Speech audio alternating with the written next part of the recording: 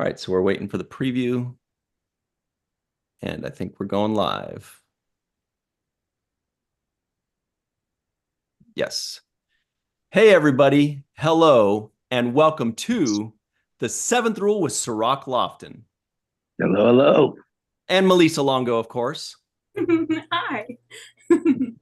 My name is Ryan T. Husk, and today we're doing a review of Star Trek Prodigy Season 2, Episodes 6 through 10, with the one, the only, co-executive producer of Star Trek Prodigy Season 2, co-head writer. It is Aaron J. Waltke. How you doing, Aaron? Ahoy, hoy. Good to see you all. All right.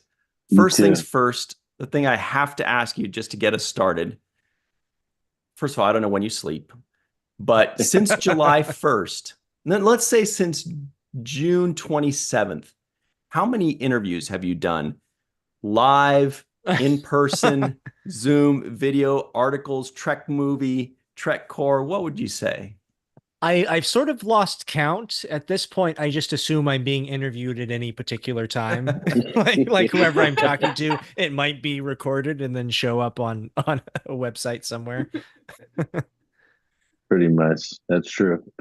Yeah, but that's the world's smallest violin, right? For the people that are making this show, because like I consider it my duty in a way to try to evangelize the show as much as possible, because so many amazing artists worked on this series, and Mhm. we're so proud and happy that it's finally being seen by folks.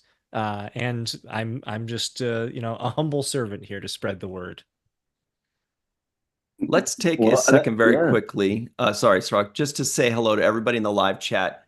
Hello, thank you so much for hanging out with us. This is our live version of covering Star Trek Prodigy because July is the big month. Watch the heck out of Star Trek Prodigy.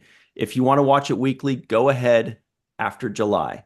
First in July, just watch the heck out of it. Watch all the reviews, tweet, comment, hashtag Star Trek Prodigy, do everything you can, because people like Aaron are working tirelessly saying yes to interviews, retweeting things, reading magazines. He's going to work. He's doing all this just so we can get a season 3. And plus, by the way, oh my God, are you watching it? It's so freaking good. More on that in a moment. Sorry, what were you saying, Sirach?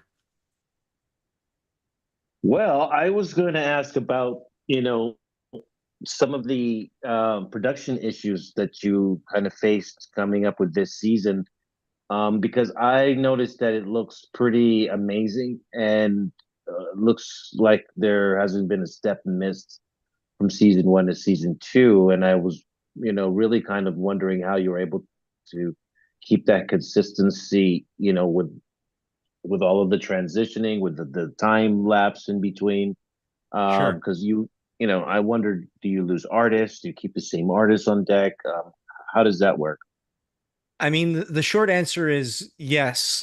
We lose any TV show between hiatuses. Other people will go off and get onto other projects, and other people will be available suddenly, and then so it is this sort of constant balancing act, or plate spinning act is probably a more apt description of just trying to maintain that continuity, whether it's in the story room, everybody just trying to remember what happened in season one, and also while keeping that in our heads for the 20 episode arc of season two, or making sure that the same style guides make it to any new directors we bring on. Thankfully, the directors we had for season two, even as we shifted midstream a couple times, were excellent. All of my love and appreciation to them, to be able to take what we thought were even more ambitious episodes than season one and just Mhm. knock them out of the park consistently.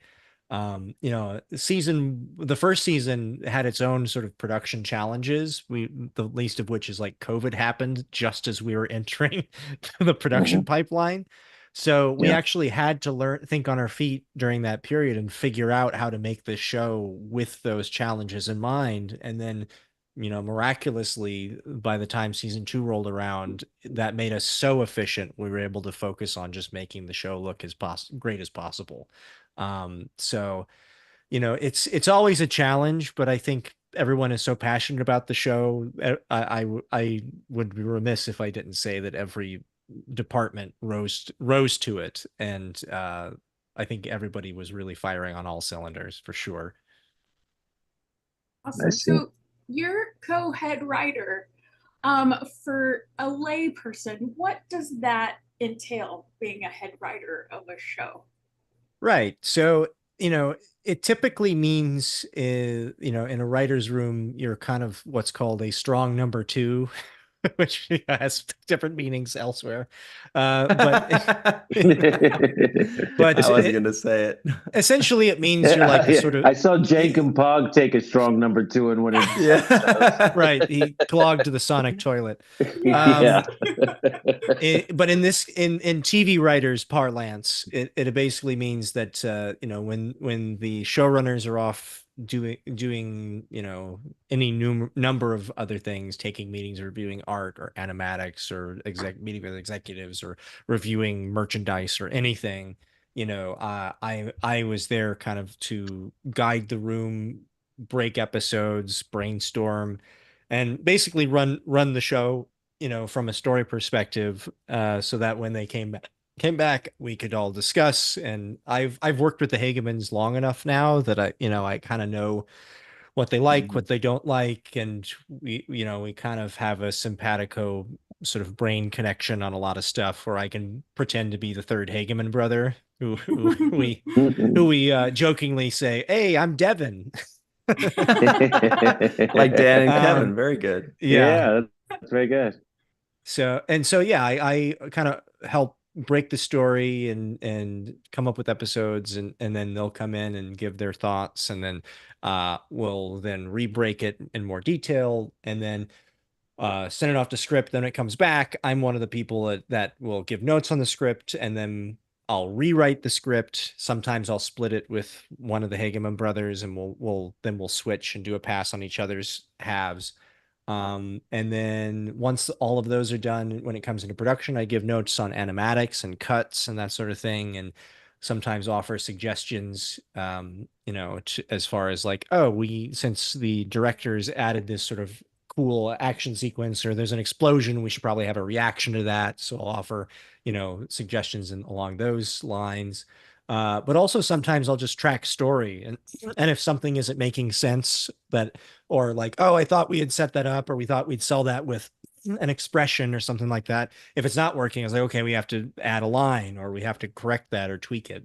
And I'll be giving notes all the way up, in this case, to the final cut just before we send it off to Netflix for delivery. I also de facto became the sort of Trexpert this season. And so I was You're there. definitely that. That we heard about. We did hear about that.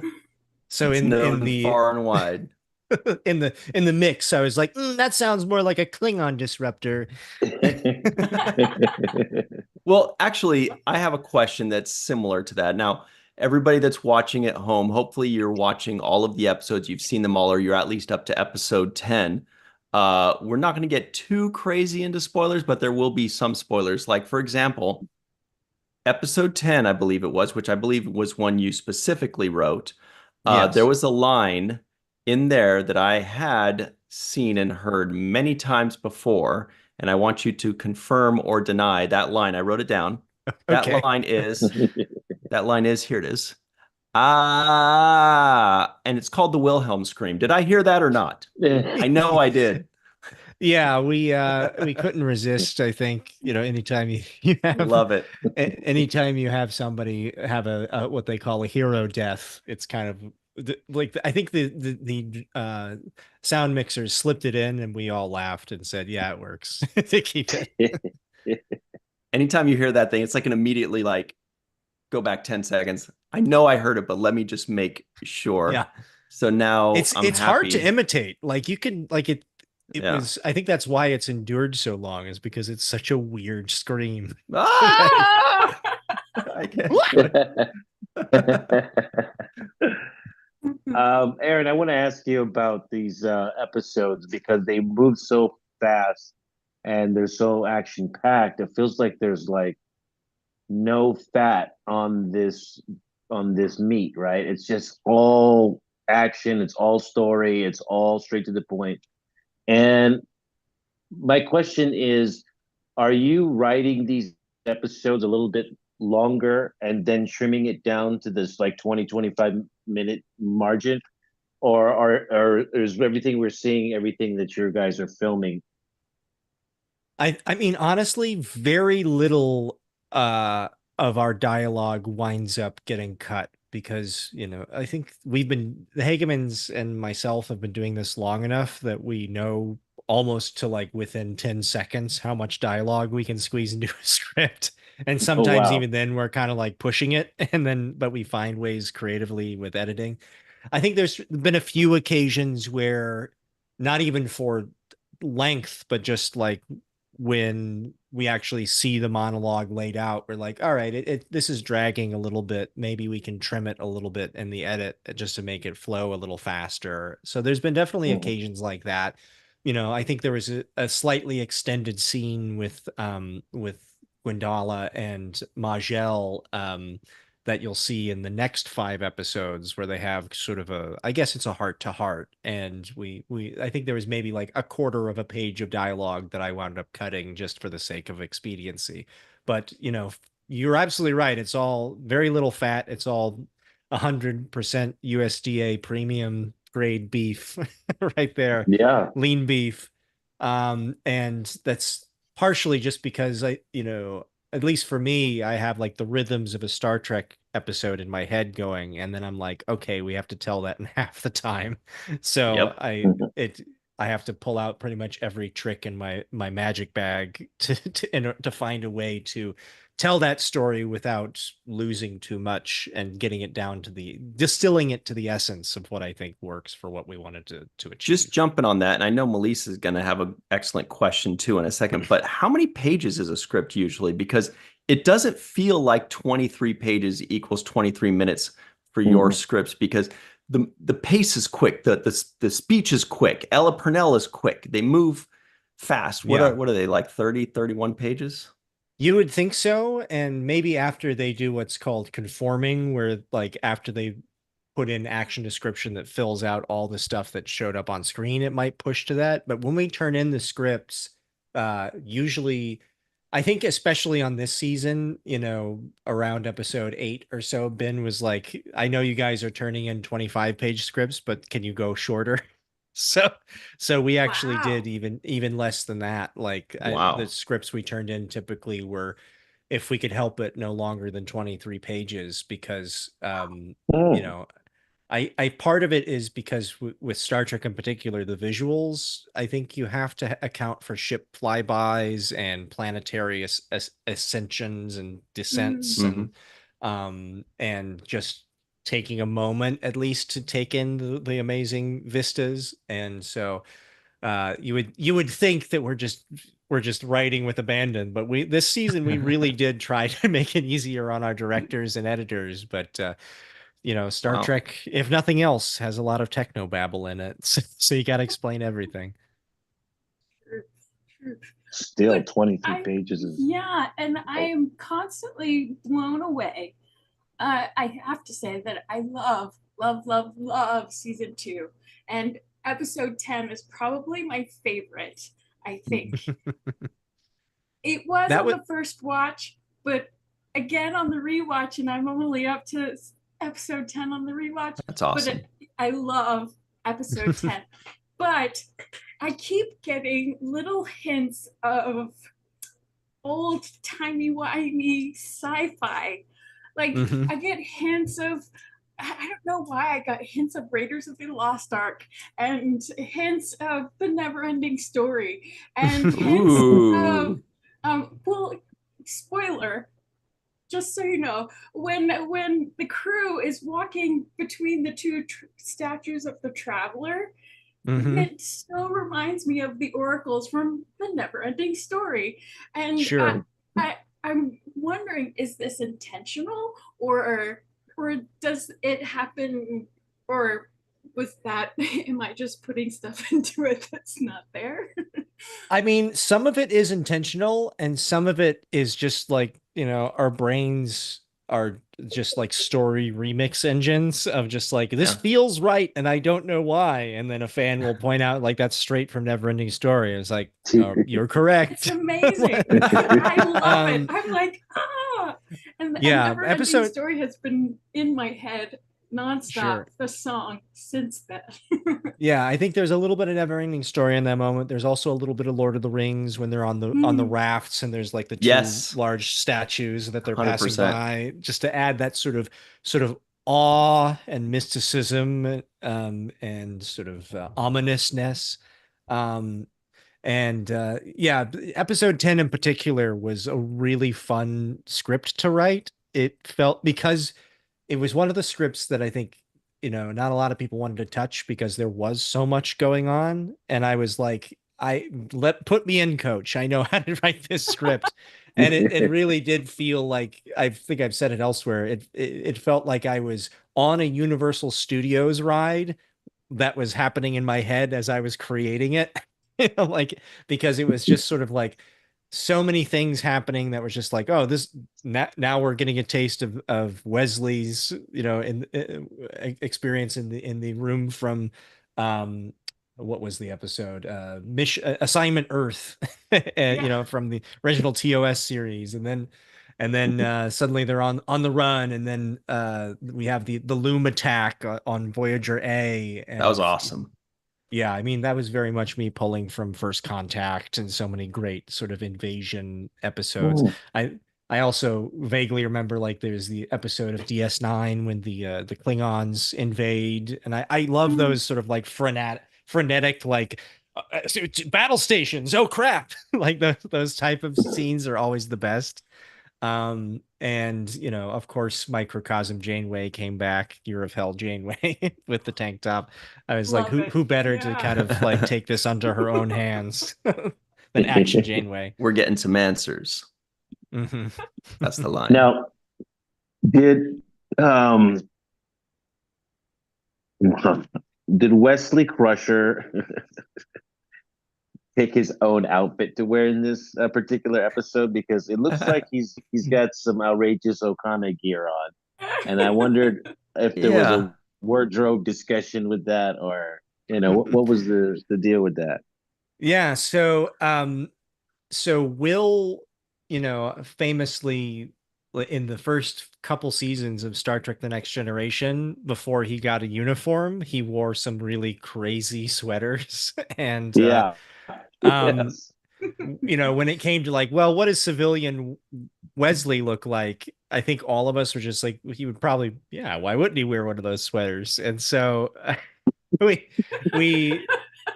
I think the initial designs we got back were just like him in just a generic sci-fi space uniform. We're like, no, put the sweater in this one. And then they tried it, and they actually like made it look cool. And then when it came to, we showed it to Will, and I think some of us were a little nervous. Like, I hope he doesn't think we're making fun of him. We actually unironically love that he's Totally. kind of going back. And then Will saw it and was like, I love this. I love that you picked the worst sweater and had it so that he grew into it. And it almost like wraps around to being kind of like cool, like something you'd see in Silver Lake or something. Yeah. It's trendy now. Yeah, he actually, like, now he's pulling it off, and it wound up being this great metaphor for, like, in a way, Wesley finally kind of grew into himself and was able to kind of synthesize those two halves of the sort of the child prodigy destined for some greatness, but not in Starfleet. And that was kind of his journey throughout this season, as you'll see. But we loved that visual metaphor, and thankfully Will agreed wholeheartedly. We were like, it's okay, we can take out the sweater. He's like, no, I love it. It's great. Now everybody's saying, I can't wait for Jake Sisko to show up on your show. Yeah. What's the I'm outfit thinking you don't want to see show up The- with Jake yeah, Sisko The bus wearing? seat. The bus seat. Yeah, they The want to see puzzle the bus piece. seat. Okay. Puzzle piece, yeah. They want to see it. Love the I kind puzzle of want to piece. see it too. I have another question for you, because when you pronounce the name, it kind of brought me back to some memories. And this Majel character, is it named after Majel Roddenberry? Is that like an Yes. homage to her? Yes, it was very early on. We were just saying, like, look, it's very clear that not all Vulcans are named T'Pring, T'Pol, whatever. Like, just ask Savick in, Right. Wrath of Khan.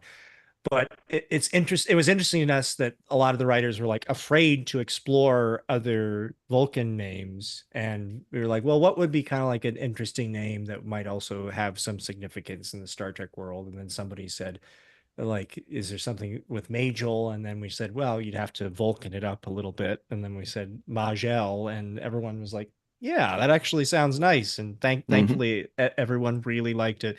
I think Rod Roddenberry was very touched because obviously that's his mother, and he loved it. So I'm so glad that Majel has been so thoroughly embraced as another awesome female Vulcan who doesn't tolerate any funny business. Yeah, great addition. In the live chat, actually, I just want to point out, give some kudos. It's a hop-in live chat, by the way. They're Oh, all here to see you, Mr. Aaron J. Waltke. So back of the head, who is our good buddy John Orchiola of Screen Rant, he also said the same thing. He said, speaking of Wesley's sweater, if Jake Sisko is in season 3, which crazy outfit from DS9 will Jake wear? There's a lot of people telling you that season 2 is outstanding. I'm seeing people say it's the best season of Star Trek since, like, somebody said, since what was it? Next Generation or since Deep Since Space Nine? Voyager. I've Boy, seen all the Since above. Voyager. A lot of people said that's since Deep Space Nine amazing. season 6, which I'm like, you can't take it back. You said it. Like, Season Season because seven's good that's too. very, very high Yeah, it praise in my is. esteem. And Yeah. the Midwester in me is like unsure how to take compliments. But all I can say is like I breathe the sigh of relief that people seem to love this season as much as those of us who worked on it did. So thank you to everyone on behalf of the Star Trek Prodigy crew. It, especially after all it took to get this seen by you, it means a lot to us Yeah. for it to be so Mhm. well received. Mhm. But you know what Hmm. you do so well that I was Yeah. noticing in this, well, the second rewatch, is that you have this wonderful overarching story, but you've managed to find a way to um, do what Star Trek intended initially. It was explore strange new worlds and seek out new life and new civilizations. We can't count how many different and new alien species and worlds and exploring aliens that we've already have already been established, but exploring it further. And Kazons. yeah, exactly. And marrying the two so beautifully. And I'm wondering, what is it like to play with new aliens? What is it like to play in with the old aliens? What is it? I don't know. It's fascinating. It's lovely. I mean, the in short, it's amazing. I maybe it's just because I've seen so much Star Trek that the opportunity to create new aliens, that's like my happy place. I'm like, yeah, I love let's that. game this out. Let's talk Yeah. about what these creatures are, what they do. Are they do they live centuries? Do they live 6 years? Are they isolationist? Are they do they have a weird policy where if you step on the grass, they'll execute you? What kind of aliens are these? Uh, Um, and I think that's the joy of science fiction in a broader sense, is like the opportunity to kind of do these thought experiments and dramatize them through characters.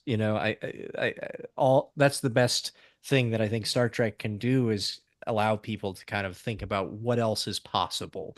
And so when it comes to exploring elements that I'd always been curious about existing alien races in Star Trek, I think a lot of us in the writers' room just had headcanon that had been just boiling there on the back Yeah. burner for the past 30 years, and we're like, oh, finally we have a reason to show a Klingon actually confront a Tribble. Awesome.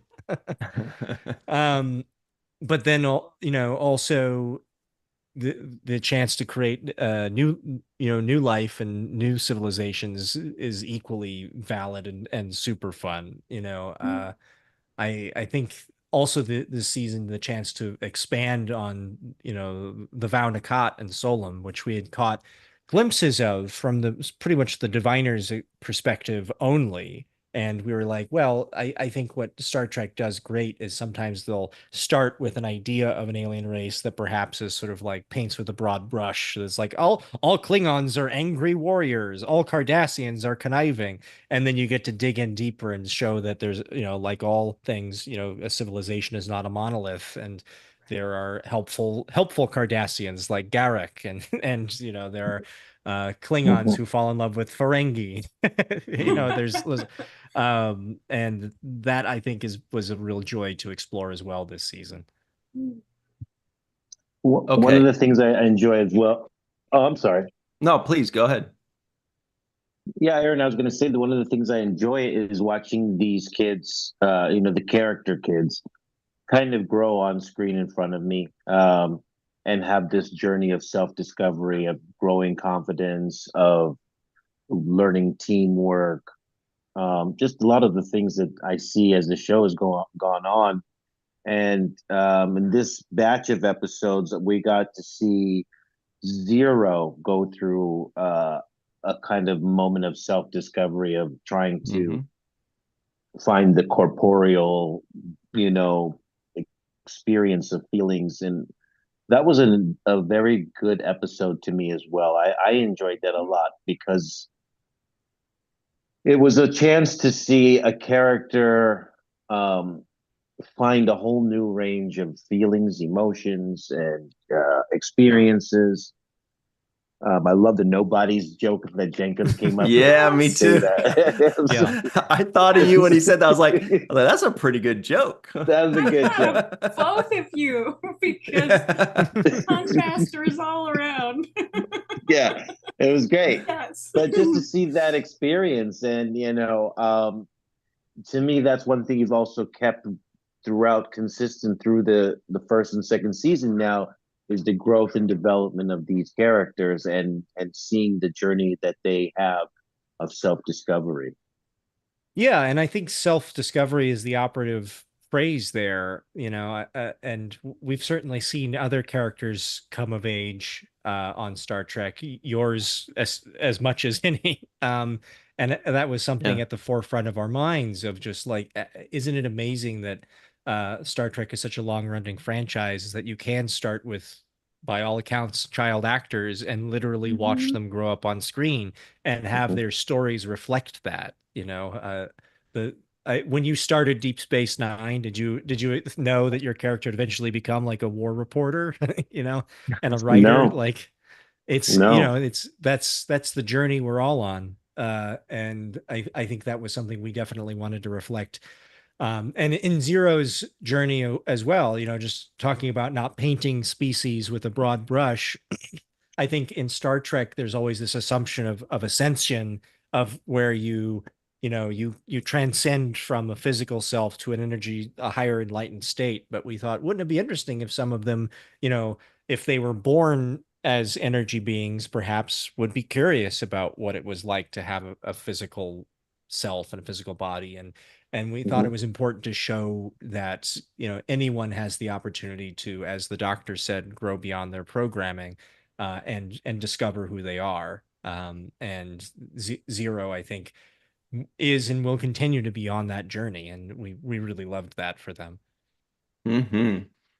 And by the way, you mentioned the doctor. I am loving this doctor's more evolved character. Like he's just, he speaks a little differently. He behaves a little different. He's just a little bit more evolved. He's a little bit more sensitive. I mean, you've just continued the evolution of this great character. But I want to say this show in general, because we only have a couple minutes left here, but the show overall is so joyous and exciting and fun. And, we've already talked about how there's no fat. Like, you fly through it. You're watching, scene after scene. There's all this excitement. There's fun. There's story. There's character. From the very beginning, when I first heard that theme song, I was like, whoa, top 3 Star Trek theme song. I don't care. You did say that. You did say that. And it is the perfect theme. I don't skip it. It's the perfect theme for this show because it's heart pounding. It's fun. It's exciting. You don't want to skip it. Every beat is amazing.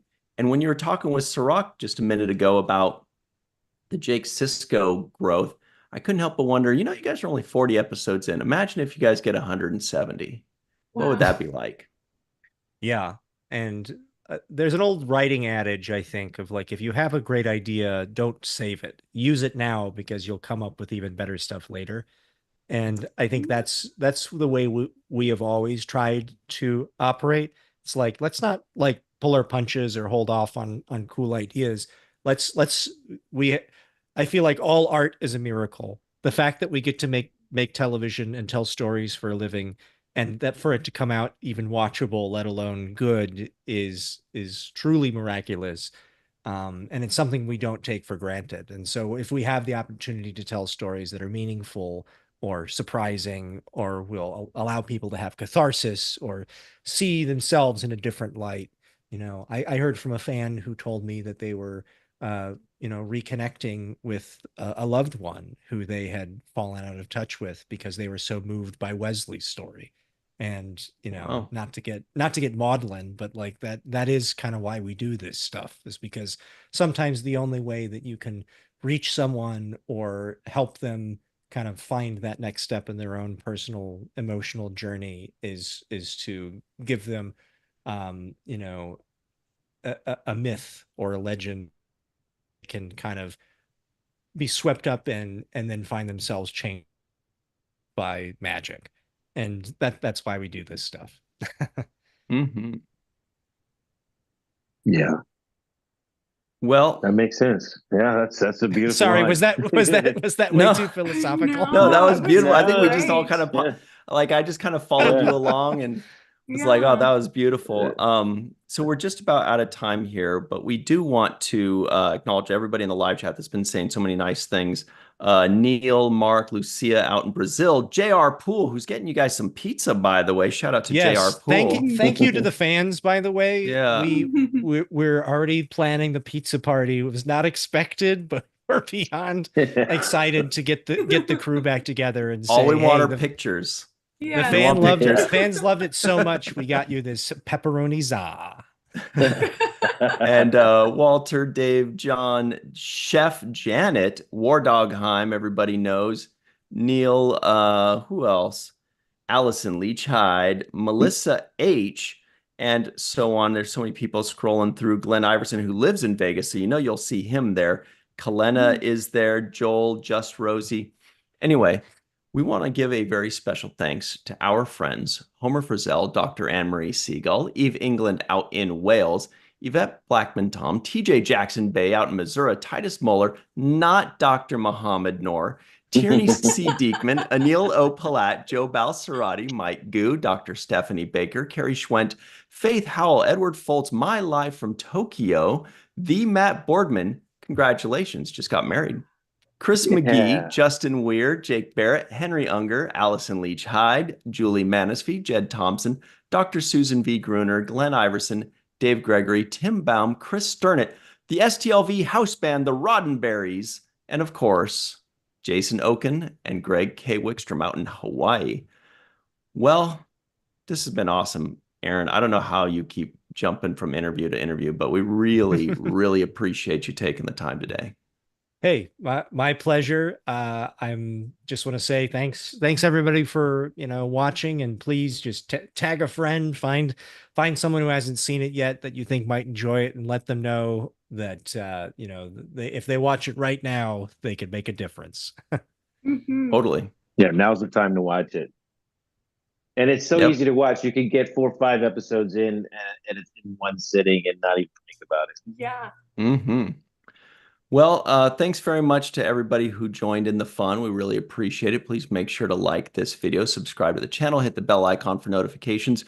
Go on social media, do hashtag Star Trek Prodigy, especially go watch Prodigy all day, every day.